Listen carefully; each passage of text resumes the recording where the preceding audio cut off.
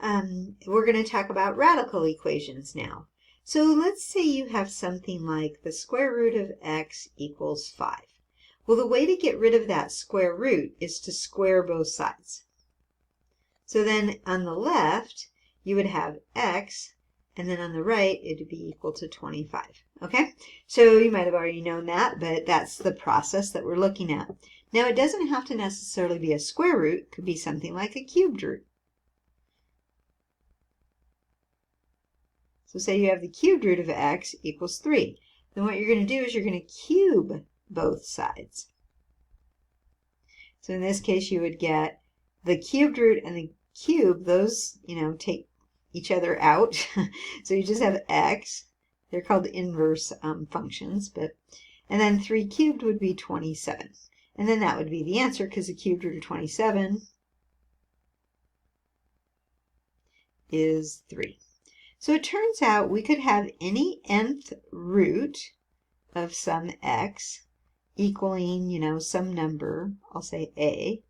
Then what you're going to do to solve that is you've got to get rid of the radical. And so you would raise it to the nth power. And so x would equal a to the nth. Okay? That's the idea for solving radical equations. All right. So we're going to, it seems simple enough, but it's going to get a little more complicated. Okay. First of all, when we do these, I'll give you some steps here. First, you have to isolate the radical. So that means getting it all by itself, okay? So right here is the radical, and that means I need to subtract 2 from both sides. Okay, so that gives me the square root of 2x minus 1 equals x minus 2, okay? Then raise both sides, I'm not supposed to say both, sides to the nth power. So if it's a square root, you're going to square both sides. If it's a cubed root, you're going to cube both sides. If it's a fifth root, you're going to raise both sides to the fifth power. This happens to be a square root. So we're going to square the left-hand side, and we have to square the right-hand side. Now on the left-hand side, this is going to work out nicely because the square root and the square, those undo each other, so we just have 2x minus 1. But on the right-hand side, this is a little more complicated. You're going to have to multiply that out. We're squaring a binomial. So think about x minus 2 times x minus 2. It's x squared minus 4x plus 4. Now, if you don't remember how to do that, you can just go over here and FOIL it.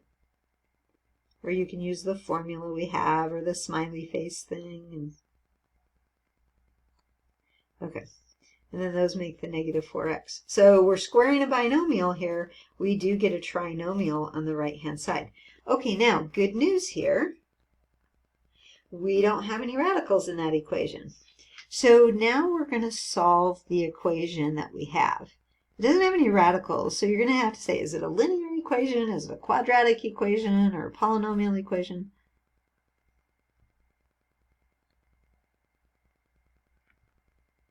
Okay, this happens to be a quadratic equation, so I'm going to set to 0. So I'm going to subtract the 2x from both sides, and I'm going to add 1 to both sides. So hopefully that makes sense. I'm going to have the 0 on the left this time. I'm okay with that. A lot of times it's on the right, but this time it's on the left. Those are canceling out. Those are canceling out. That's why I have 0. On the right-hand side, I get x squared minus 6x plus 5. And then the idea would be, this is a quadratic equation, so maybe it factors. It does factor, so I'm going to go ahead and factor it.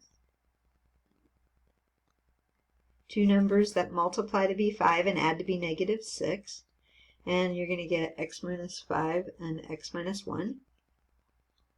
Now, you might be saying, well, what if it didn't factor, or I didn't know how to factor? You have the quadratic formula. You could use that. Okay, or completing. This is a good one for completing the square also. Okay, but it factored, so I went with that. And so set each factor equal to 0. So in this case, you would get x equals 5. And in this case, you would get x equals 1, right?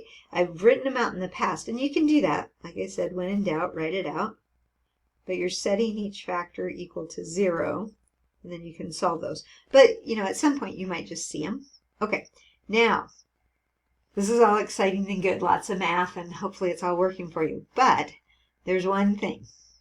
If you are going to use this idea of getting rid of the radical, if you're going to square both sides or raise both sides to the 4th power, really you should do it for any power, but especially the even powers, you have to check the answers, okay?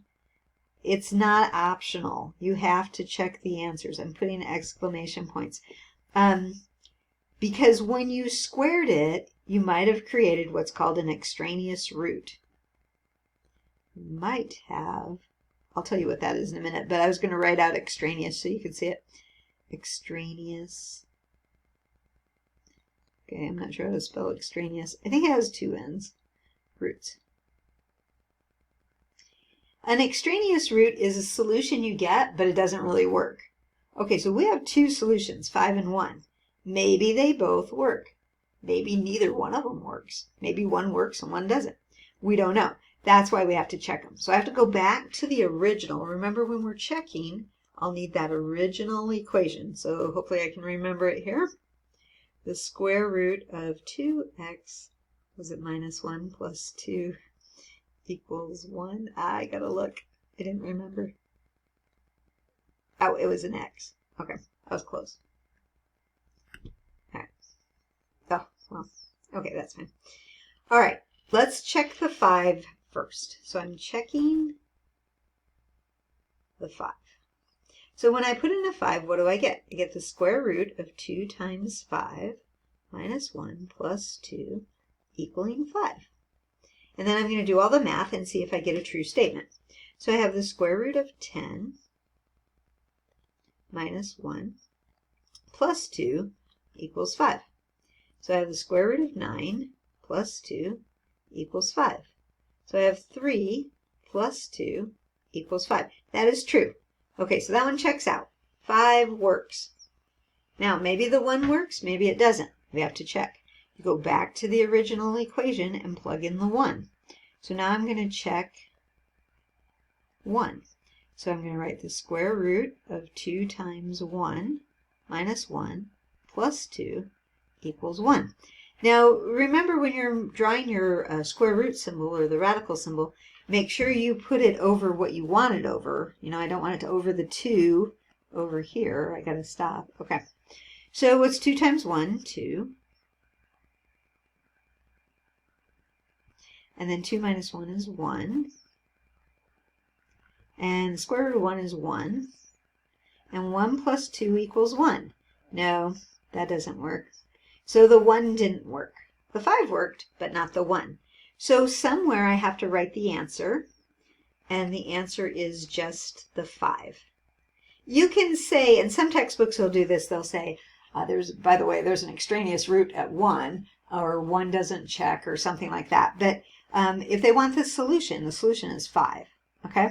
Now, on your exam, I would want to see that you got both solutions, and then you checked them, and you showed which ones work and which ones don't. Now, just because one solution works doesn't mean the other one doesn't work. Okay, they can both work, or neither one of them can work. Sometimes that happens, and then there's no solution. Okay, or in this case, you know, one worked and one didn't.